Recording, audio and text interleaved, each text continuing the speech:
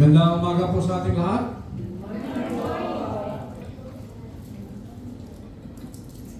Tumingin tayo sa kaliwa. Tumingin tayo sa kanan. Ayan. At bigyan po natin sila ng isang magandang ngiti. Alright? Good morning kapatid. Patingin naman natin.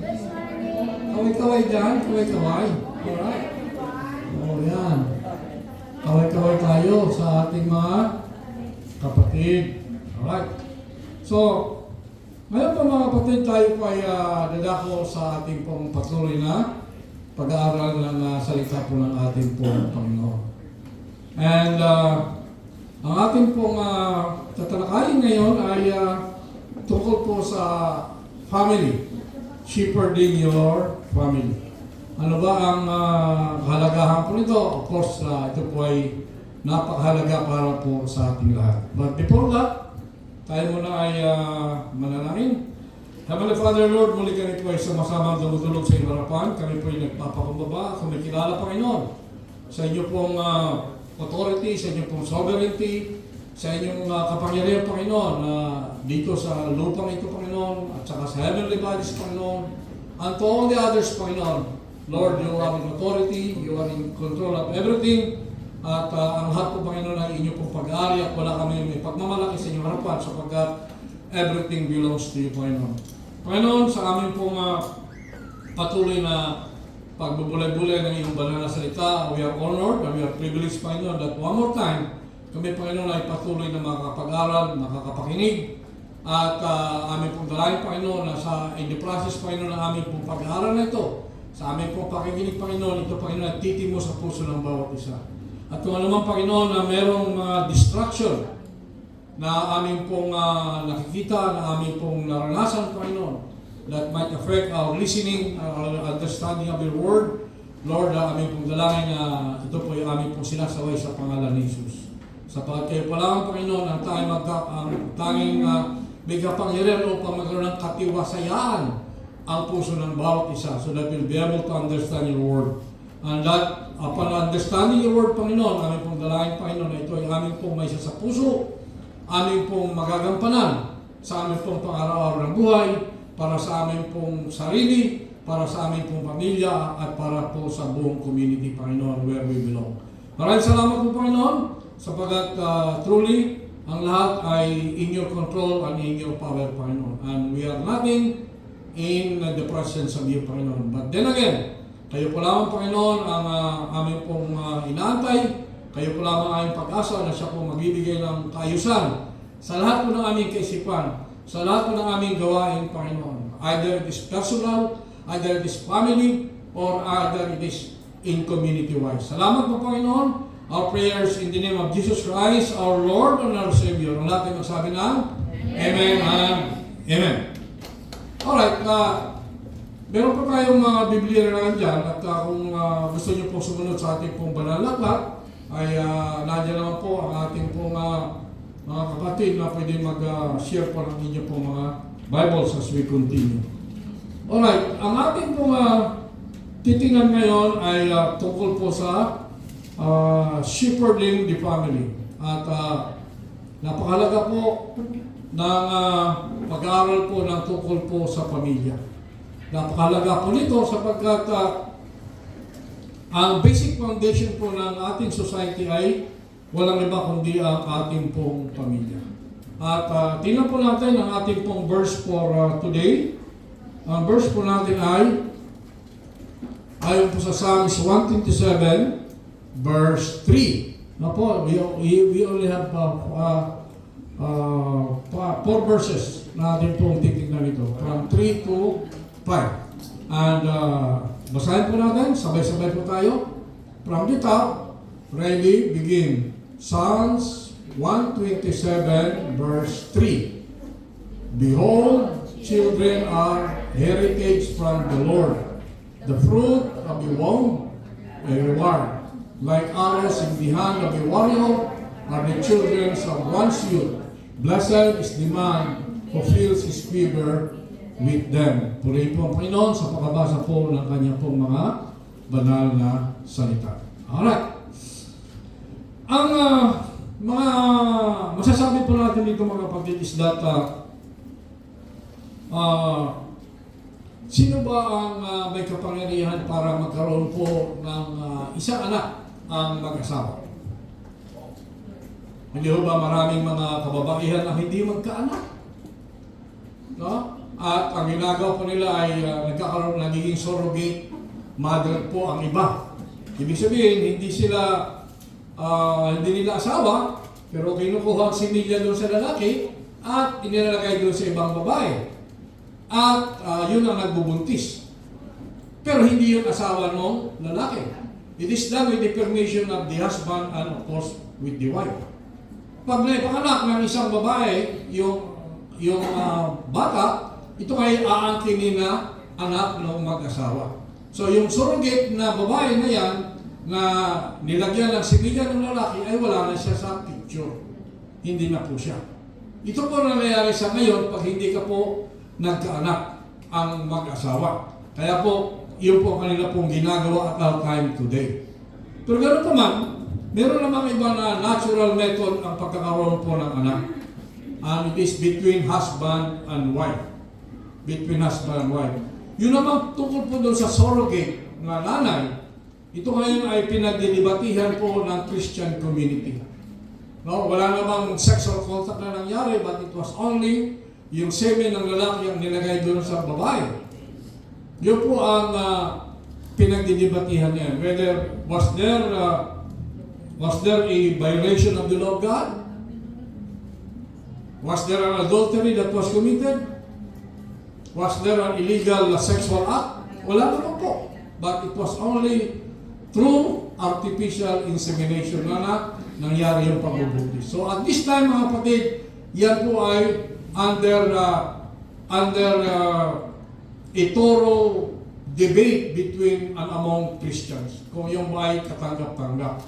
But in the layman's world, ayon po sa takbo po ng panahon, ito po ay tanggap. Pero ayon po sa mga Kristiyano, ito po ay under scrutiny. Pinag-aralan po nila, nagdidebate pa sila until today.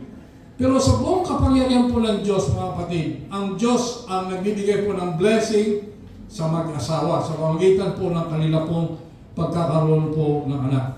At ang bawat bata na ibubuntis, ito ay may plano na po ang Panginoon. Kaya nga po ang sabi sa ating pag-aaral, before na ikaw ay nailagay sa womb, bago ka pa lang nag-meet ang semen at saka yung egg cell ng mag-asawa, may plano ng Panginoon para sa iyo. Before you were formed in the womb, nandun na yung plano ng Panginoon para sa iyo. Maliwanag na maliwanag po yun. Sapagkat ang Diyos ang nakakalam ng lahat. At bawat isang bata, no? Dito pinapasyon, dito inuukit ng Diyos yung anong type of personality, yung kanyang abilities, yung kanyang differences, yung kanyang physical appearance, pati yung kanyang attributes. So, alam na ng Diyos yan, bago ka palang ipanganak, bago ka palang mailagay sa womb ng iyong mother, alam na ng Diyos yan, ginawa ka na ng Diyos, namoldi ka na ng Diyos ayon sa kanyang wangis. Kaya nga, mayroon tayong mga kababayan, mayroon tayong mga nakikilalang tao na talaga po naman nag-excel in so many fields. Sapagkat yun po ang ginawa ng Diyos, doon po sila inukit. Kung kaya nga po, may kanya-kanya po silang mga tinatawag po natin yung mga abilities. Hindi po lahat ay pare-parehas. Meron magaling dumugtog, magaling umawit, magaling magsalita, hindi po pare-parehas lahat yun. It's all different. Ang iba magaling sa computer. Ang iba, very physical, magaling sa mga hard work. So all of these things mga kapatid, ito ay binigay sa atin ng ating pong Panginoon. And remember likewise na bawat isang anak na ipanak, ito po ay regalo ng Diyos sa mag-asawa. It is the gift of God. Kung ano man ang maging anak po natin, that is a gift of God. At bilang magulang, ito ay dapat na i-manage po natin ang mabuti. Kaya shepherding the family. So when we say shepherding the family, ang ibig pong sabihin mga kapatid ng shepherding, na pag-aralan po natin the sheep at saka yung shepherd. Ang sheep mga kapatid, ito yung mga tupa. na inaalagaan ng shepherd. Ang shepherd ay walang iba kundi ang ating pong Panginoon Jesus. He is our shepherd. At ang mga tupa, tayo yung mga tupa na yun na dapat sumunod sa Kanya. He knows my sheep. Kilala niya tayong lahat. Ngayon, ang ating pong shepherd ay walang iba kundi ang ating pong Panginoon.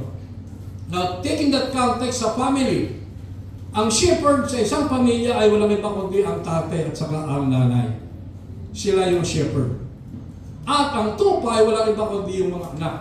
At ang mga anak ay dapat sumunod sa kanila pong mga magulang. At ang mga nanay at tatay naman, sila dapat ang mag-provide as a shepherd. Ibig sabihin, they are the provider. Susuportahan nila yung kanilang anak. Pagkain, pagpapalaki, pagpapaaral. Hanggang sa sila ay lumaki na po. At pwede sila maging individual. So yun po ang sa pamilya, sa tatay at saka sa nanay. Now, look, tinan po niyo ito. Sa mga anak po natin, pag ang mga anak po natin ay naturuan natin, napalaki natin, napakain po natin, gumanda ng buhay po nila, nakapag-aral, nakapagtrabaho na, then they detach from the family. Tama po ba? Di-detach, ibig sabihin, wala na sila sa ating cargo kasi may pamilya na sila. So, yun po ang sa layman's understanding. Ibig sabihin sa ating pag-uunawa. Pero yung shepherding na sinasabi na sa ating pong Panginoon, ang shepherding pong yan ay ganito po. Ang shepherd, no? Ang tupa, na literal na tupa. Ang tupa, mga kapatid, ay magsimula sa sila'y maliit pa, ang shepherd ay palaging inalagaan sila. Hanggang sa paglaki ng tupa, at magkaanak na yung tupa, naandun pa rin yung pag-aalaga ng shepherd. Nakuha niyo yung pagkakaiba. So, ang ibig sabihin, ulit natin, no? Para may maliwanag. Sa ating understanding, ang pagiging nanay at saka tatay, pag ang anak natin, napalaki natin, naturuan na natin, at sila ngayon ay may trabaho na, malakas na sila, nagkasawa na sila, they detach from the parents. Wala na po sila eh. Kasi pwede na sila magsarili. Pero yung tupa, yung sheep mismo, literal na sheep, magmula sa maliit hanggang sa paglaki, dapat ang shepherd ang doon nagbabantay. Kasi nga, sisilain sila ng mga wolf, ng mga ibang mga dangerous animals. Kasi nga, ang mga tupa ay napakaamo. Napakaamo po ng tupa, kaya madali silang makumbinsi. No? And therefore, nato ng shepherd para mag-protect po sa kanila. At yan, mga kapatid, ang sinasabing magiging rule ng mga magulang. Na hindi lang na pag nakapagtapos na mag-aaral yung mga anak natin, nakakasawa na sila, tapos na yung obligasyon natin. No, it's not finished. Kaya yung apo natin, yung mga apo po natin, anak ng anak natin, apo natin sa tuhod, apo sa tarampakan, kung buhay ka pa, na nanay at saka tatay, dapat mong susundan pa rin sila. Kaya yung ating obligasyon ay hindi po nagtatapos. Once na yung anak po natin nakapag-aral, nakapagtapos, at nag-asawa na sila, hindi po tapos ang ating po obligasyon. Taking cue. Sundin po natin yung example po doon sa shepherd at saka yung tupa. Ang shepherd po natin ng Panginoon, hindi ko tayo, malakas tayo, iwanan tayo ng Panginoon mo. Hanggang sa huling sandali ng buhay natin sa ibabaw ng lupa, kasama po natin ang ating pong Panginoon. Ganon siya magmahal sa atin. Hindi niya tayo iwanan at hindi niya tayo papabayaan. Amen? Ganun po ang pagmamahal ng Ama sa langit ng ating pong Panginoon. And therefore, sa atin din, imimirror po natin yan sa ating pong mga anak. Kaya huwag mo sabihin na wala na yung anak ko. Nakasawa na sila ng Panginoon sa kanya. No! Natong pa rin mga kapatid, ang ating pong patuloy na bibigay pag-aalala sa kanila, caring, providing. Kaya nga sa ating mga kapatid, nagbibigay pa rin tayo sa ating apo. Mga lola, nagbibigay ba kayo? Ha? Nagbibigay pa tayo. Alaga mo yung apo mo. No? Akala mo tapos na. Hindi. Pag nag-anak yung anak mo, bitbit mo yung anak mo. Anak ng anak mo, kasi hindi mo magtatapos. Ganyan po tayo. Yan po ang Christian attitude towards our children. Hindi po magtatapos yan. Lola, pahingi po ng 5, pahingi ng piso. Buha ka ng 5 piso. Kaya ang sabi sa lola ay mga abusado mga lola. Masyadong tolerant sa kanila pong mga anak. But then again, yan po yung espiritu ng isa pong Christian. Ngunit at the same time, tayo mga lola ay mga lolo, nandun pa rin yung ating pong pagdidisiplina sa ating pong mga apo at mga anak. Hindi po magtatapos po doon ang pagdidisiplina. Sapagkat mahal ng Diyos yung mga anak natin, dinidisiplina po natin. Hindi ko magdisiplina ka, hindi ka mahal ng Diyos. No. Mahal ka ng Diyos kung ikaw ay dinidisiplina. Pag hindi ka nagdidisiplina ng Diyos, ibig sabihin, ikaw nga ay napapariwara ka na. Pero kung mahal ka ng Diyos, at ang Diyos na nagmamahal sa atin at tinanggap natin siya bilang tagapagligtas, kailanman ay hindi niya tayo pababayaan. Now, moving on mga kapatid, ang pagiging magulang ay talaga pong napakahirap. Napakahirap po na isang pong magulang. At tinutukoy po natin dyan na ang ating pong Panginoon ay talaga po namang meron po siyang karapatan na bigyan po ng blessing po ang mag-asawa.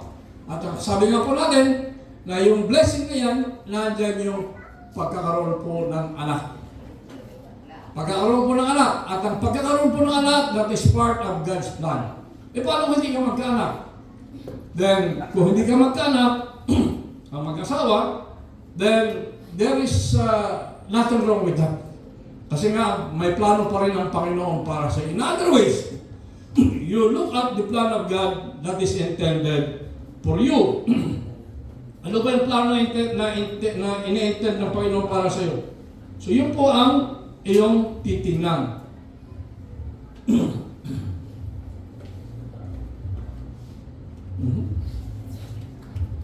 Mukhang nagkakaroon ako ng technical problem. Dali lang. Aha. Yun. So, mabigat po mga kapatid ang pagiging nanay at saka tatay. Napakabigat po niyan. Sapagkat ito po ay pinagkaloob sa atin ng ating pong Panginoon upang ating pong pamalaan ang ating pong pamilya. Okay? Mahirap po. Challenge po yan para sa atin to train our children and teach our children. Training and teaching. So, kailangan po na ituro po natin sa ating pong mga anak. So, kaya nga po, bago pa lang, nagbubuntis pa lang ang misis po natin, ipinapanalangin po natin ang nasa sinapupunan. Nililians na po natin sila. Kinakantahan na po natin ang baby na nasa loob pa lang sinapupunan. Ang baby, kahit yan ay nasa loob pa ng sinapupunan ng nanay, yan po ay nakakadinig sa mga pangaral, sa mga music na ibinibigay po ng nanay sa kanila pong mga anak. So, napakabigat po ng ating pong trabaho bilang isa pong magulang. At ang ating pong pagdala, pag-shepherd, pag-provide, pag-manage ng ating pong pamilya ay ito po ay galing po sa ating pong Panginoon. At ang pagiging tatay, mga kapatid, ay hindi po ito pabigat para po sa atin. Hindi ito pabigat. Yoke, sabi po, yoke to be born. Rather, it is a privilege na dapat po natin enjoy. Bakit po? Kasi nga po, hindi po naman po lahat nagkakaanak eh. Dahil kung ikaw ay magkaanak, then ito ay isang malaking pribilehyo para po sa atin. Sapagkat binigyan ka ng Diyos ng chance na i-manage mo ang iyong pamilya. At ang problema lang, kaya maraming pamilya ang hindi po nagkakaayos sapagkat ang foundation po ng kanila pong pagsasama ay wala po sa ating pong Panginoon. The foundation of every family, as you see there, must be coming from the principles laid down by God in the Bible. Nandiyan lang po sa Biblia ang principles of managing your family. But the problem is, again, hindi po natin binabasa ang Biblia. Ang Biblia lang po ay parang dekorasyon lang. Sa bahay, pagpasok mo sa isang bahay, makikita mo may Biblia doon sa kanilang altar. Pero they never open the Bible. Hanggang doon lang para sabihin sila ay maka-Diyos. Naglalagay pa ng mga kurkurantong sa kanilang pong katawan para sabihin sila ay maka-Diyos. No? But they never read the Bible actually. So para po sa ating mga kapatid, hindi ito pabigat para sa atin ang magiging magulang. At nang sa inon maging maayos po ang ating pong management ng ating pong family, then it must be grounded on the Word of God. Principles of the Word of God. Ano naman po ang mga theories na mga sinasabing mga nagiging problema, nagiging conflict? At ang mga problema po yan, na tinatawag po natin mga theories, ibig sabihin mga haka-haka, tungkol sa pagiging nanay at saka pagiging tatay. Ano na mga yan? Right? So, ang sabi po nila, ang nanay at saka ang magulang at saka yung kanila pong mga anak ay magkapantay. Magkapantay ba? Magkapares ba ang nanay at saka tatay? At saka yung anak? No. Hindi po ba pwede? Ang tatay at tatay, ang nanay at nanay, they are still the authority in the home. At therefore, yung mga anak natin should submit to the authority of the father and the mother. They have to submit to the authorities. Kaya nga sabi sa ating previous na pag-aaral, meron tayong levels of authority. Ang authority ng tao at yung authority ng Diyos.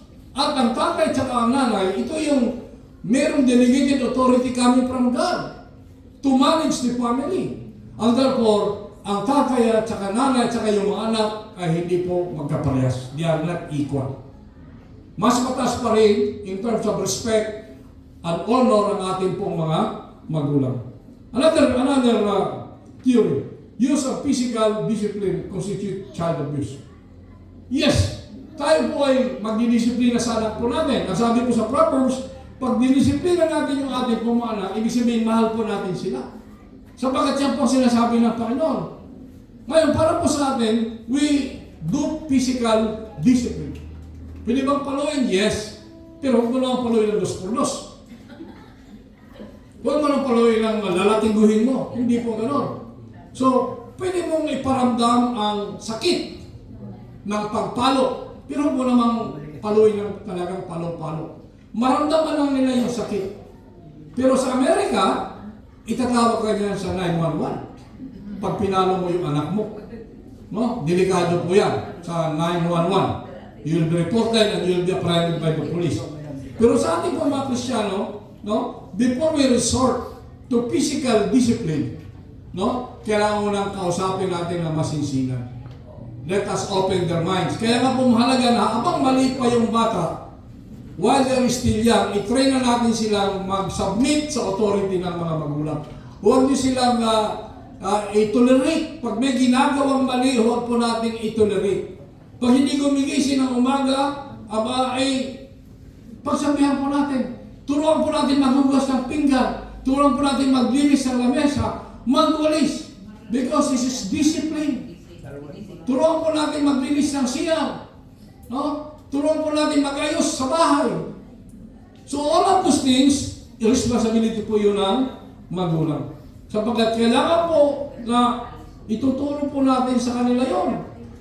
Pag hindi nyo na ituro yan sa mga anak po natin, mga kapatid, pag hindi po natin na ituro yan, ibig sabihin, nagpabaya ka sa iyong trabaho bilang magulang. Pag may nakita kang mali, sawayin mo kagad. Huwag mo naman sisigawan, kausapin mo, darling, anak, halika muna nito, mag-usap tayo sandali. Anak, yung ginawa mo kanina ba ay maganda o tama? Siyempre magdidepende. Anak, ganito yan. Ang ating basihan ng ating pagdidisiplina ay hindi yung sinasabi ko, di sinasabi ng Panginoon sa banal na aklat. Kasi sasabihin ng anak mo, ikaw nga para yung cellphone mo, tapos sisitahin mo yung pagsiselfone ko. Ako ba? Oo. So, huwag mo naman gawin gano'n. No? Leadership by example. So, there is leadership in the home. So, yun po ang pinakamagandang gawin para po sa mga anak po natin. Now, equates love with permissiveness. Hindi ko mo pinapabaya mo siya, sige anak, pumasyal ka dyan, lahat ng gusto mo, bibiliin ko yan, no? Lahat ng gusto mo gawin, akong bahala sa'yo. Does it mean it is love? Hindi po mga kapatid. It is not love.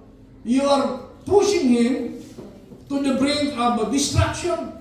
Itulak mo siya doon sa kapamakan. Kailangan meron kayong sense of control. Merong limitation sa lahat po ng bagay. Kung magagawa kung hawak ng cellphone, limit your time. There is a time for everything. Ang sabi sa ating pong pag-aaral, there is time for everything. No? At sa time po yun ay dapat maging maliwanag para sa anak po natin. Anak, mayroon tayong oras sa buong 24 hours. Kailangan that should be made clear to our children. Nang sa ganun, hindi po sila magkaroon ng, ng overtime sa mga bagay-bagay. Baka ng overtime sa pamamasyal sa SM, nag-overtime sa panonood ng TV, overtime sa YouTube. No? Wala nang time para sa pag-aaral. Wala nang time para sa prayer time. Wala na po. So again, i-cut off niyo yan. Kayong mga magulang, kayo ang shepherd, you do that. Now, excuse me.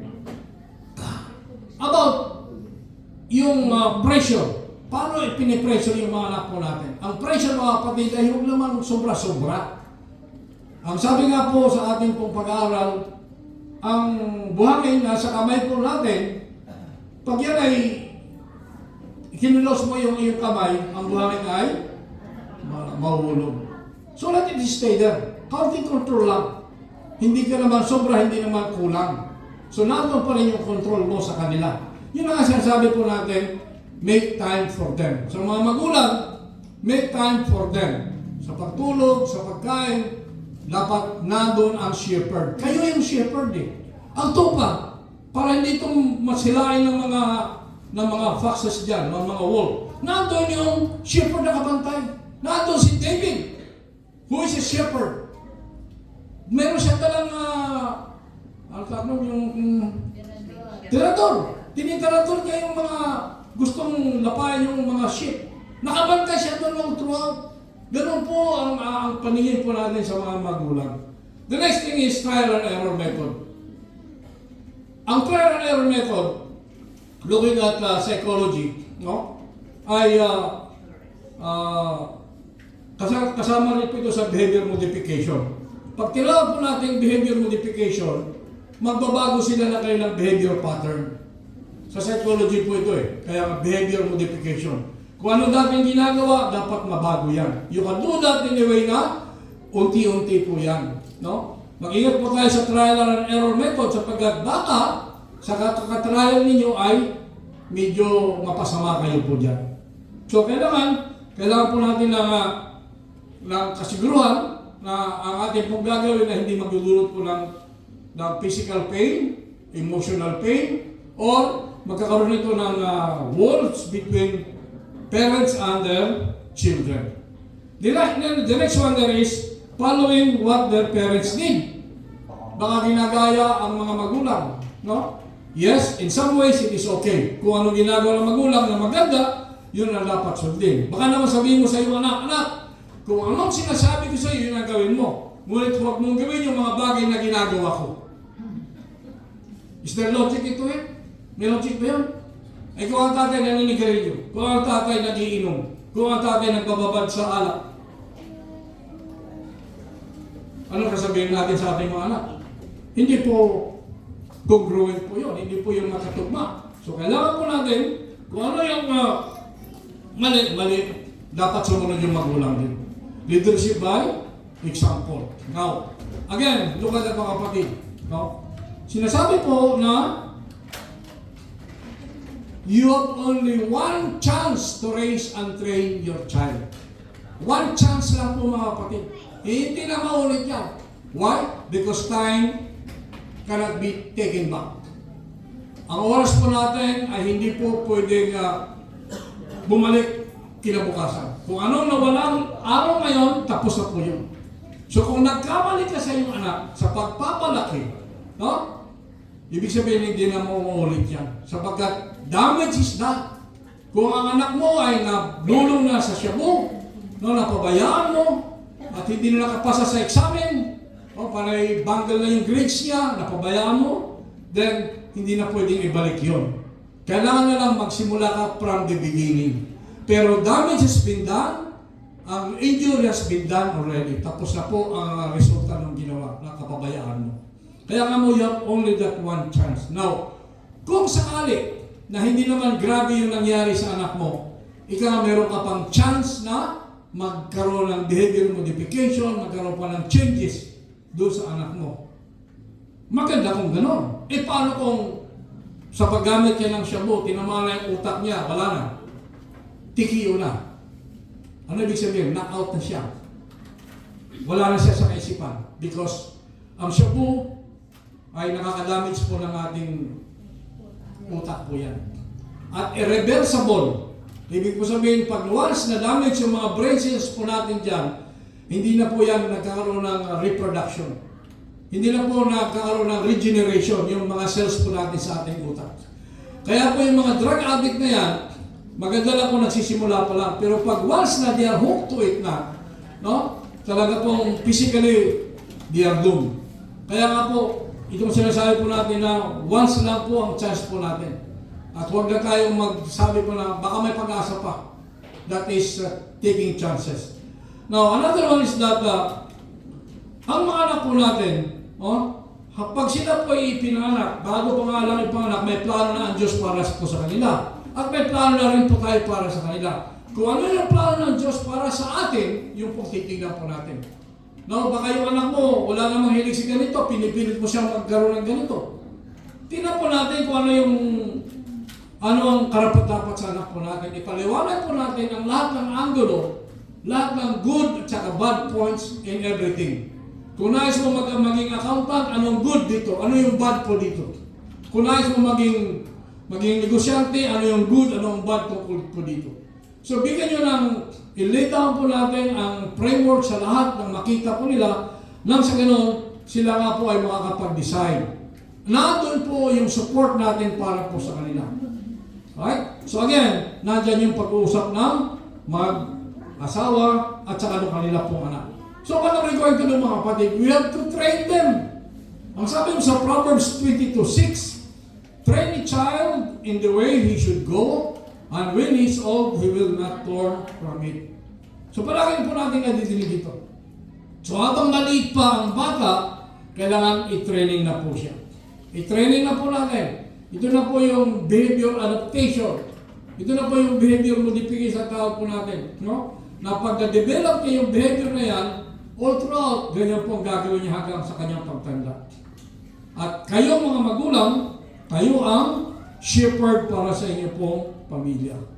Now, some parents, karamihan po sa mga magulang, ay akala nila ito nga po ay promise ng Panginoon, which God will Himself guarantee if they do their part in training children based on biblical principles.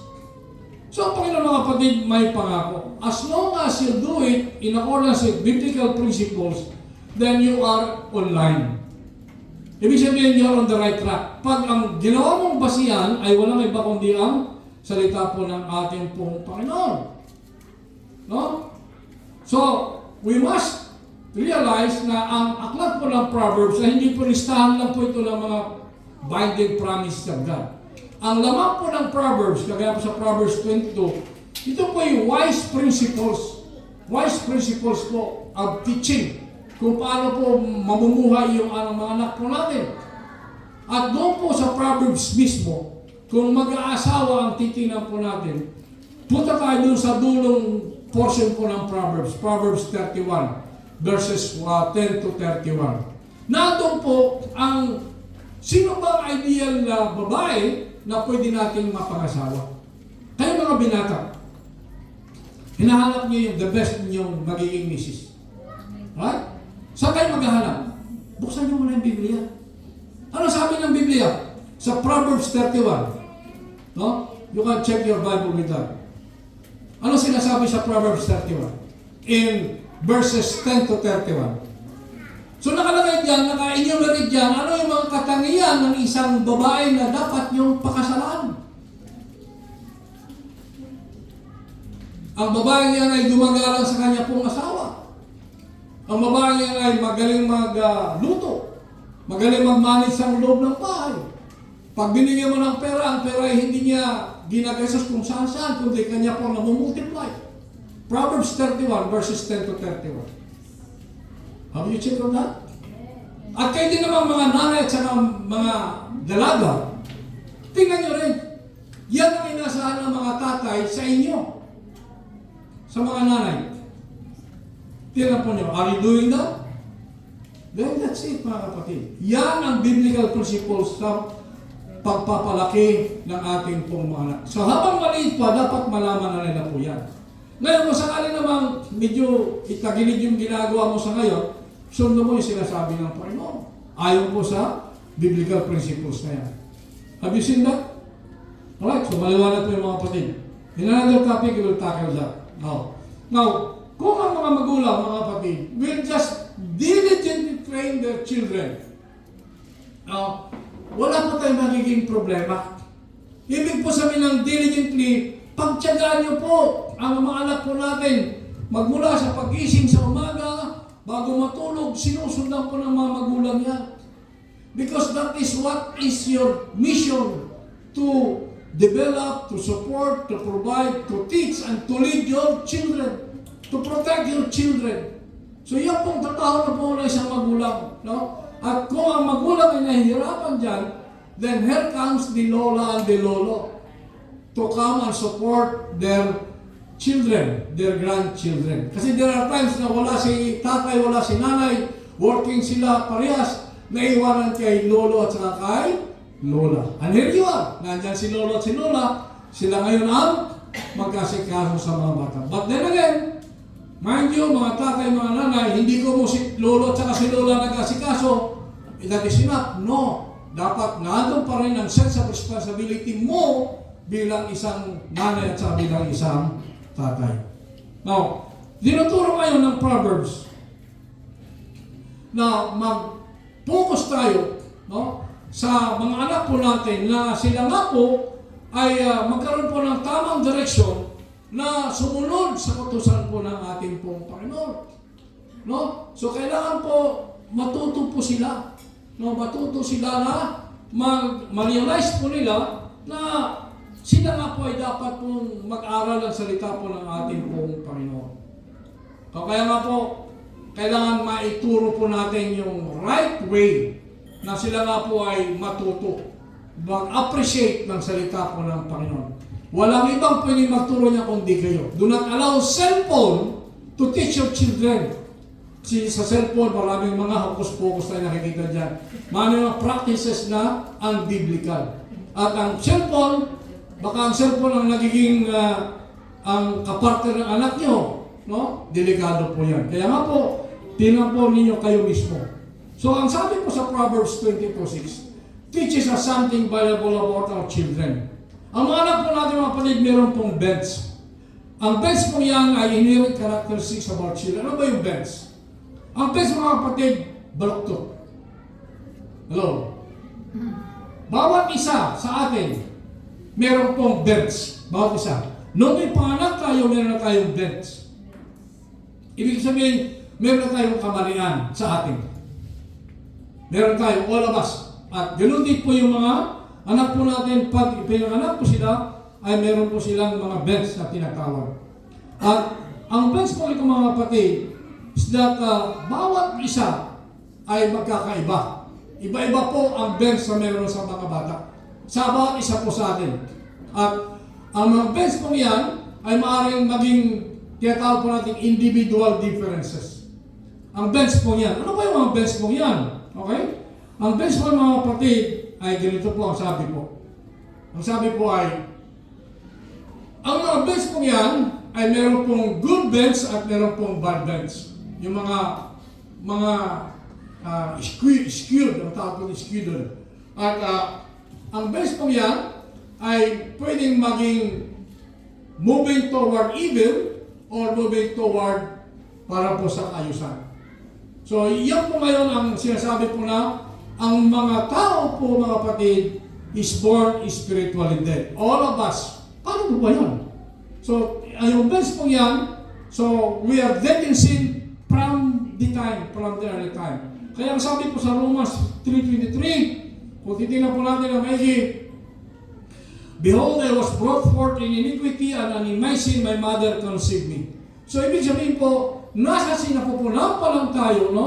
Meron na po tayong bawang kasalanan. Inherited sin coming from Adam and Eve. Romans 3:23, for all of sin and fall short of the glory of God. So lahat po tayo ay wala pong malinis. All of us are sinful. Ngayon, sa ating pong sinfulness, alright? Sa ating pong sinfulness, no? Makikita po natin na pag ipinanganak yung ating pong mga anak, napakasarap halikan, napakasarap yakapin, no? Sapagkat bagong panganak eh. But he is by nature estranged from God. Ang mga batang yan ay estranged from God. Ibig sabihin, at the time they are born, sila nga po ay mayroon ng inherited sin na dala-dala po nila. Now, ang mga anak po natin, tayo po, no? Hindi po natin ma-ignore ito na tayo po ay spiritually marred and fallen. Ibig po sabihin, sa kapanganakan pa lang natin, tayo nga po ay makasalanan na. Paano ba yun? Mga pong sinutukoy dito, by virtue of one man, the whole world have sinned. Si Adam. And by virtue of one man, and the world was saved. By whom? By Jesus Christ. Di ba? Si Adam ang nagdala ng kasalanan, and by Jesus Christ, siya rin ang nagbigay ng kaligtasan sa ating pong lahat. At ngayon po, kailangan pong mauluan ng anak po natin ito pong saving grace of Christ Jesus. Yes, tayo po natin ay makasalanan, ngunit dapat mauluan ng anak po natin na there is hope at ang pag-asang yan ang kaligtasan natin sa pamamagitan po ng ating pong Panginoong Jesus. Hello? We are serious already? Yes. Kasi nga po, pag ang anak po natin, napabayaan po natin, sila nga po ay maaaring madala sa gawa po ng kaaway po natin. Therefore, tayo mga magulang ay nandun dapat may turo sa kanila ang tungkol sa kaligtasan. Anak, tandaan mo, lahat tayo ay papano sa mundong ito. At kami mga senior citizen na ay malapit na ang tawag sa amin ng Panginoon. At pag kami wala na, susunod na rin kayo. Alright? So dapat maunawaan kami na yun. No? Dapat maunawaan ng bawat anak mo natin. Kasi baka isip na sila mag-enjoy. No. They should understand each of us are just any passing sin. Kumbaga, parang meron isang malaking sarswela. Kagaya nito, stage po natin, isang stage. At meron tilon. You know what is tilon? Alright. Dito na, meron sarswela dito, may palabas. Pagtapos na yung palabas, anong ginagawa ng tilon? Pag isinara na yung tilon, tapos na yung buhay mo. Now, all of us are like that, mga kapatid. At yan ay dapat maunawaan ng anak natin na we should prepare for that long, long eternity. At yung eternity na yan, either hell or heaven. So dapat may turo natin sa ating anak na ito yung dulo natin, mga anak. I wish na matapos kong may turo sa iyo ang salita ng Panginoon, pag ako'y kinuha ng Panginoon at makasama ko ng Panginoon sa langit, I wish na ikaw din, anak ko, ay makakasama ko sa langit. Paano magayahin yun? Kung ang anak mo, napabayaan mo. Ikaw na magulang, nato ka sa langit, nag-enjoy ka. Tapos yung anak mo na doon sa impyerno. Paano ba yan? Napakasakit para po sa atin. No? Kaya tayo mga magulang, we have to double time at this time already. Now, let us look at some foundational principles. No? Para po sa training po ng ating pong anak at nang sa ganun nga po ay maging tunay silang witness to the world as believers and they will not be discredited. Ang una ay fathers must embrace their God-given role sa of this family. So tayo mga magulang, meron tayong God-given role. Kailangan panghawakan po natin yan. I-assert po natin yung authority po natin. Huwag po natin pabayaan yung ating authority bilang nanay at saka bilang tatay. Huwag mo pabayaan ng media to do that for you. Ikaw mismo na nanay at tatay ang gumawa po nito. Mula sa paggising, pagtulog, pag-aaral, no, pagpapaligo, pagsubaybay sa kung saan sila pupunta, nandun dapat ang magulang po natin. Now, ang tunay na kailangan ng anak po natin, dahil hindi po sila nakakakilala sa Panginoon, ay ang kanila pong kaligtasan. That is the foremost responsibility of parents. Ang kaligtasan po ng anak po natin. That's what I've said earlier. Kung kaya nga po, we have to instruct them to obey. Kailangan matuto silang sumunod sa authority ng nanay at saka tatay. Pag sila marunong sumunod sa authority ng nanay at tatay, matuto silang sumunod sa authority ng ating gobyerno. Bakit may mga kriminal? Kasi nga po, they reject the authority of God. Pero kung ang mga tao ay sumusunod sa authority of God, they means obey the authority of our government. Natututo silang sumunod sa batas trapiko. Hindi sila magtatapon ng basura. Kung saan. Maging mabuti silang mag-aaral. So, kailangan po na makita po natin ito sa kanila. May turo po natin. Maturo po silang sumunod. To learn to obey. Another one is that ayan. So, discipline. Kailangan po ma-discipline po natin ang ating mga anak. We have to discipline them. Right? We have to discipline them. And then, yung pong communication number 5. Dapat na doon po yung communication po natin sa ating pong mga anak. Huwag po natin putulin ng communication. At hindi obra na meron tayong silence between our children. Dapat po may communication. Kung ikaw ang tatay at ikaw ang nanay, anak, halika mo na mag-usap tayo dito. Ano bang ginawa mo? Meron kang ginawang hindi maganda? Ano ang magiging penalty niya? So dapat malawan anak natin, pag meron silang ginawang masama, may penalty yan. Papaluin ba? Sasabihan ba? Or korte yung kanyang privilege? Walang cellphone. Wala mo lang labas. Anong penalty mo? Maghuwas ka ng plato. No, magwalis. Sa bahay ka muna. Dito ka. Confine ka muna sa quarters. Confine ka muna sa bahay. So these are some discipline that we're going to do for them. Hindi yung na pag may ginawang masama, ang anak natin, pababayaan lang natin. Pwede mong sabihin, anak, warning. First warning. Second warning. Third, may discipline ka na. Meron ka ng DA. Disciplinary action. Okay? Now, kayong mga bata, you should be ready for it. Pag meron kayong ginawang hindi maganda. So, open up communication. And then, ang paglapit po ng mga anak po natin sa ating pong Panginoon. Ang paglapit ng mga anak natin sa ating pong Panginoon. Alright? So with that, tingnan po natin isa-isa. Just medyo. Yan. So ito yung una. Meron tayong the given role for the father at ang tatay.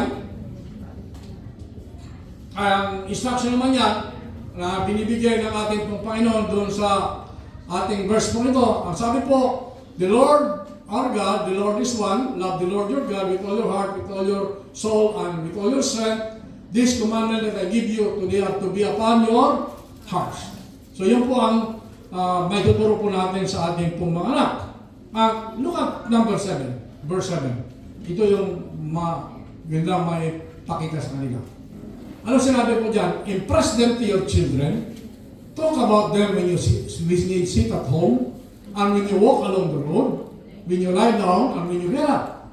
And tie them as symbols on your hands and bind them on your foreheads. Write them on the doorframes of your houses and on your gates. Ano yan? Ano yung tinutukoy dyan? Ang salita po ng Panginoon. Ang salita po ng Panginoon, dapat po natin maituro sa kanila. Ang pagmamahal ng Panginoon sa kanila at sa atin. Ito ang dapat nilang maunawaan. Sapagkat pag naunawaan po nila ito, they will learn to obey, they will learn to submit, and they will learn to respect and honor their parents and succeedingly the government. Kailangan pong maituro po sa kanila yan. Right. Now, ang mga tatay po ay hindi pwedeng mag-relax. Ang mga magulang hindi pwedeng mag-relax. Kailangan po nilang i-pacing itong trabaho po nila. No relaxation for the father. Kagaya po ng shepherd, hindi siya pwedeng mag-relax, sisilain yung mga tupa niya ng mga wild animals. Ganon din ang mga magulang. Hindi tayo dapat mag-relax sapagkat the devil came to steal and to destroy. To steal, to kill, and to destroy in John 10:10. So kailangan huwag tayong magpakalmante. Yung mayroong mga magulang, anak, sige, nagpaalam yung anak mo na pupunta sa bahay ng mga kaklase, mamamasyal kung saan-saan, no? Nakikipagkaibigan. Nako, delikado yan mga kapatid. Delikado yan sapagkat hindi natin alam kung kanino sila sumasama. So, do not relax on that. Dapat may counting renta tayo dyan sa ating pong mga anak.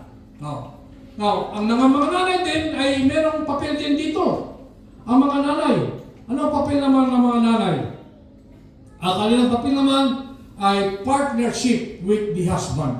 So, ang nanay at saka tatay dito will be in partner. Baka naman gusto ni tatay, ayaw ni nanay. Dapat magkaisa po yung dalawa. Kaya nga po, sabi po doon sa Ephesians 5:22, wives, submit to your husbands as to the Lord. Kaya yung mga wife po natin, mag-submit. Ang authority sa bahay ay sa husband. Dapat sumunod ang nanay sa kanila pong mga mister. Sapagkat ang husband is the head of the wife as Christ is the head of the church. So ang head sa family ay ang husband. At ang head ng family ay walang iba kundi ang ating pong Panginoon. Ang ating Panginoon, He is the head. No? Christ is the head of the church. At tayo ang body. No? Kaya nandun ang pagsunod natin sa Kanya, sa ating pong Panginoon Jesus. At ang mga nanay, mga misis natin, they have to submit to Christ. Mag-submit po sila sa Christ, no? At of course, when they submit to Christ, they submit also to their husbands in everything. In everything. So may mga oras na dapat pag-usapan ito ng mga mag-asawa. The husband's headship. Sa kanya pong asawa, ang pagiging authority ng tatay sa kanya pong asawa ay hindi po ibig sabihin nito superior ang husband sa kanya pong asawa. So when the wife submit to her husband, it doesn't mean na yung husband ay superior sa kanya pong asawa. No, we are not. Tayong lalaki at babae, we are co-equal. Equal po tayo. No? Sapagkat sa management mo ng pamilya, dapat magkasama ang lalaki at saka ang babae. But in terms of authority in the home, ang lalaki ang inilagay ng Diyos na siyang authority. And the wife have to submit to the authority of the husband. They become one body and they submit to Jesus Christ, who is the head of the church.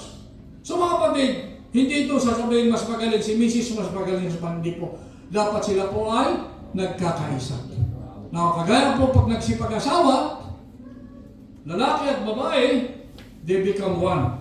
So, ang pag-asawa ay hindi po lamang iba ang papel ni lalaki, iba ang papel ni babae.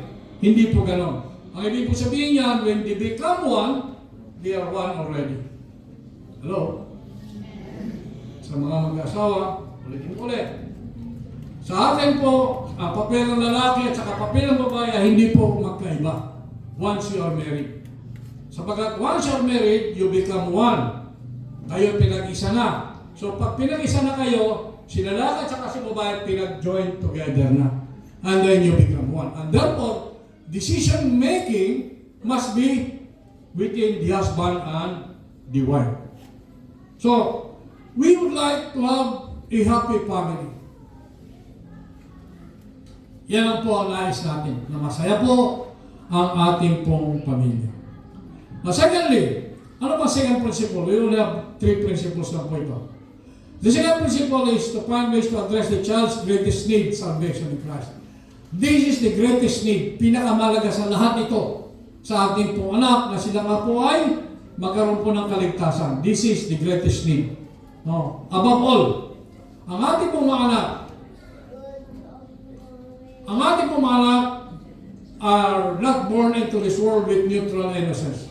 Hindi po sila innocente. Alright? Meron lang po silang, they come into this world with an appetite, evil, and will desire for God. Basically, yan yung pong sinasabi natin nga, birth, meron na skewed po ang bawat isa pag ipinanganak na. Wala na po sila dyan. Lahat po, all human beings, ay meron pong inherited sinful nature. Sabi natin yun na, because of Adam's sin. Because of one man, then the world becomes sinful. And because of one man likewise, nagkaroon ng pag-asa sa magitan po ng ating pong Panginoon Jesus. So nakaatat sa atin, pagkapanganak pa lang, nakaatat sa atin, itong kasalanan ito na ating pong namana from the very start. Therefore, ang sabi po sa Romans 5:12, sabi po, just as through one man sin entered the world, and death through sin, and so death spread to all men because all have sinned. Yun ang sinasabi ko kanina, na because of one man, ano is that? Ang taong yan ay walang iba kundi si Adam. Because of him, tayo pong lahat ay nalagay po sa kasalanan. And because of another man, the second Adam, ang ating pong Panginoong Isus, tayong lahat po ay nabigyan ng pag-asa ng kaligtasan na nanggaling po sa ating pong Panginoong Isus. Ang sabi po sa Psalmist, the wicked go astray from the womb, the heir from their birth, speaking lies. Again, from the very start, ang lahat po nga po ay nagkamali, inherited sin. No? At ang kanila po mga ginagawa ay labag po sa batas ng ating pong Panginoon. And therefore, mahalaga dito na may turo sa kanila ang tamang daan. The Pakis children do not have to be taught how to do wrong. Ang mga bata alam na kung anong mali, gagawin nila talaga yung mali. They discover that by themselves they are wired for evil. Sapagkat from the very start, nandun na yung evil desire. Ang kaunti na lang kaunting galaw na lang yan. Ang mga bata ay gagawa na ng hindi maayos. From the very start. Kung kaya nga po, ang responsibility po ng magulang, ay explain sa ating pong mga anak ang 7 gospel message of Christ. Kailangan may paliwanag to. Kaya kapag may paliwanag natin ito sa kanila, then we will have a happy family. You'll come to understanding about that. Kaya mahalaga po talaga na may paliwanag sa ating mga anak, huwag po natin pabayaan ito. Ano pwede po natin magawa po dyan? Kailangan po natin ang urgent need. Ibig sabihin, kailangan na maituro ito sa ating pong mga anak. Kailangan. Sapagkat inherent depravity, ibig sabihin ba kasalanan na tayo from the very start. Inherent nga po, kasalanan ng mga anak po natin. Dapat po maituro po natin sa ating pumanak ang urgent need of salvation. Kailangan po may kaligtasan na po. Kahit anong gawin po natin, kung wala si Jesus ay wala po tayong magagawa. Pangalawa, kailangan may paliwanag po natin mga kapatid, tayo mga magulang, ang gap existed between God and man.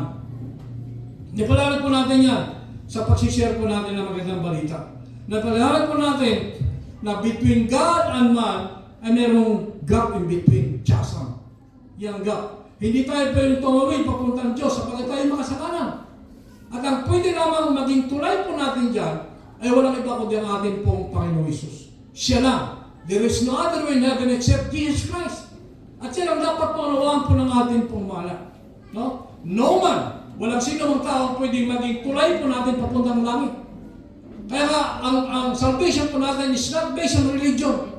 Hindi ko mo sumali kayo sa religion, ligtas ka na. No! It is the relationship with God. At ang relasyon na yan, ang Diyos ang maglalagay niya sa puso po natin. If we willingly come into Him, hiniwi po na tayo ng banal na Espiritu, tinawag na tayo, huwag tayo magkaroon ng pusong matigas. Ipakita po natin sa Panginoon ang ating submission po sa Kanya. So, ganoon din sa ating mga anak, mga kapatid, maunawaan po nila na we cannot come to heaven on our own. Kailangan po natin ng tulay, at ang tulay na yan ay walang iba ang ating pong Panginoon Diyos. I am the way, the truth, and the life, no one comes from the Father, except through me.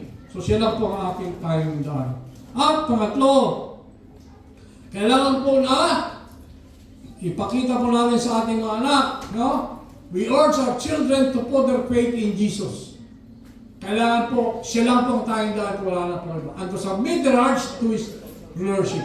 Kaya ang tanong, tinanggap po na ba si Jesus bilang Panginoon tagapagligtas? Tayo rito mga kapatid. Have we? Ito yung tamang relasyon natin sa Diyos eh. Have we accepted Him as our Lord, as our Savior? If you have not accepted Him as your Lord and as your Savior, then may kulang ka. And when you accept Him as your Lord and Savior, you should be sorry for your sins.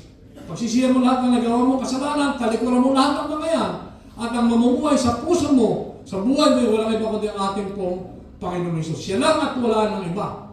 Siya lang. Hindi tao kundi ang salita po ng Panginoon, siya mismo ang mamumuhay sa atin.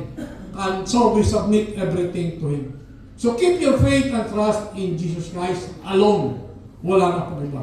Huwag kang umasa sa seremonya sa tao. Huwag kang umasa sa philosophy ng tao. Huwag kang umasa sa pera ng tao, sa kapangyarihan ng tao. Huwag kang umasa dyan. Sapagkat it will come to an end. Ngunit ang pagmamahal ng Panginoon sa atin ay wala pong katapusan. God love for us never ends. The moment we submit ourselves to Him, naandyan siya, hindi na tayo papabayaan na tayo ay mawala sa Kanyang pangalan. Nobody can snatch you from the hands of our God. Pangapat, notwithstanding the fact that it is God who sovereignly works in the heart of your children, it is your responsibility as parent to point them to Christ. Hello? Responsibility po natin na ituro po natin sa ating anak, ito ang daan patungo sa ating pong Panginoong Hesus. Ang iba kasi, para bang ayaw magsalita ng tungkol sa Panginoon. Pag ang Biblia pinag-usapan, natatangimin na tayo. Please do not do that. Pag ikinakaya mo ang Panginoon, then pagharap natin sa Kanya, ikakaya rin tayo ng ating pong Panginoong Hesus. So, huwag tayong mahiya. Dapat mga matuwa tayo. So, ituro po natin by looking at the Word of God in reference to the Word of God sa banal pong kasulatan. Panglima, at ang panghuli. Instead of merely shaping your children's behavior or bolstering their self-esteem, psychology po yan, mga kapatid, you should put time and energy into evangelizing them and praying for their conversion. So, ang evangelize po natin ay walang iba kundi ang ating pong mga anak. Sa ating pong magagaling, that is your responsibility because tayo mga magulang will be accountable by God. We will be accountable by God pagdating po ng oras. Tayo mga magulang, what have you done to your children? Did you share to them the Word of God? So you'll be accountable. You'll be answerable to God. So therefore, sila dapat ang una nating turuan. Before you go out sa streets, sila muna ang turuan po natin ng magandang balita. Ituro na sila ang kaligtasan. Sila muna ang ating turuan. And we pray for them. At pinag-usapan natin kanina yung prayers na itinuro ni kapatid Nelia, no? We continue to pray for them. You lay hands on them. Pag sila'y natutulog, you lay hands and you pray for them. Lapitan mo, hawakan mo, and i-pray, mag-pray mo po sila mga kapatid. At any time of the day, you continue to pray for them. At kung sila ng mga kapatid, sila po ay makakilala, and by the work of the Holy Spirit, sila nga po ay makakilala sa ating pong Panginoon. Ang sabi po sa Ephesians, ang sabi po ay, sa mga anak po natin ito, Christians are told, fathers, do not provoke your children to anger, but bring them up into discipline and instruction of the Word. Ito na mga kapatid tungkol sa pagdidisiplina. Huwag po natin silang i-provoke na magalit po sa atin. Kaya nga yung pagdidisiplina, yung pagpapalo, yung mga restriction, no, yung mga penalties na bibigay natin sa kanila, yung correction natin ay should be timed. Lagyan mo ng tamang panahon, ng tamang oras, at kung gaano katagal yan, no? Hindi ko magalit ka, hanggang mamayang gabi, galit ka pa rin sa anak mo.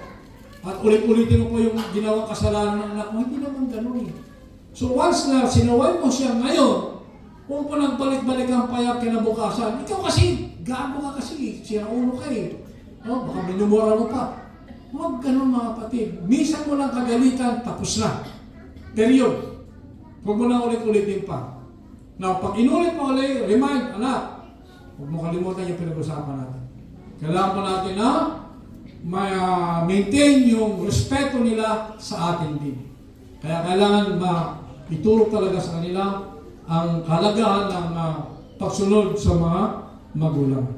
Now, clearly, sabi po, parents have to teach their children about God and His ways. So, maliwanag talaga na tayo mga magulang ang dapat magturo sa ating pong mga anak. Engaging with God together as a family through prayer and Bible reading is a great way to do this. So tuloy-tuloy nga po ang panalangin po natin, tuloy-tuloy ang Bible study po natin na pag-share po natin sa ating pong mga anak. huwag po tayong mahiya na basahin ang Biblia, buksan ang Biblia. Ang Biblia po natin napakadaling intindihin. You just come in prayer with God, and then God will enlighten your mind as you read this one. Now, tingnan po natin muli ang Deuteronomy 6:6-7. Bago po tayo magtapos. Again, sa English po yan. Binasa na po natin sa English yan kanina. Ang sabi po dyan, and these words that I command you today shall be on your heart. So para sa magulang ito, you shall teach them diligently to your children, and shall talk of them when you sit in your house, and when you walk by the way, and when you lie down, and when you rise. Sa Tagalog mga kapatid, tinagalog po natin ito, ganito po ang sabi po sa Tagalog. Ang mga salitang ito na aking inutos sa iyo, sa araw na ito ay ilagay mo sa iyong puso. Instruction para po sa mga magulang. At iyong ituturo ng buong sikap sa iyong mga anak. At iyong sasabihin sa kanila, kapag ikay nakaupo sa iyong bahay, ituturo mo itong salita ng Panginoon. Kapag ikay lumalakad sa daan, naandun ang pagtuturo ng salita po ng Panginoon. At kapag ikay nahihiga, at kapag ikaw ay bumabangon, bago ka matulog, mag-pray, panalangin. At pagbangon, manalangin pa rin. At sa iyong itatali mo ito bilang tanda sa iyong mga kamay at bilang panalay sa iyong noo. Keep that word of God in your heart and in your mind. At isusulat mo ang mga ito sa pintuan ng iyong bahay at mga pasuan ng iyong bayan. Sa door frames po natin, no, literally, susulat yung mga verses po natin para maintindihan po natin. No? At yung mga tinuturo ay dapat po natin tinatandaan. Nasa ganoon, ma-remind tayo all the time. So ito yung mahalaga para sa po sa magulang, na may turo po natin ito sa ating pong mga anak. Amen? Kaya ba natin mga magulang? Sa ating pong mga anak, kaya ba natin mag-submit sa authority ng magulang? Mga anak, kaya ba natin? Yes, kaya natin. At sa mga mister, at sa mga binata na naghanap ng kanilang magiging katuwang sa buhay. You remember Proverbs 31, verses 10 to 31. Alright? Sa mga misis naman, na gusto malagay sa ayos ang kanila pong pag-asawa. Again, you go back to Proverbs 31, verses 10 to 31. Basahin po ninyo at nandiyan po ang inalaman ng pagkasama ng ating pong mga mag-asawa. Alright? Muli, mga kapatid, bigyan po natin ang lahat ng papuri at paggalang sa ating pong Panginoong Hesus, sapagkat siya lang po ang source po ng lahat. To God be all the honor and all the glory. In Jesus' mighty name, our Lord and our Savior. Lahat na masabi ng Amen and Amen. Palakpakan po natin ang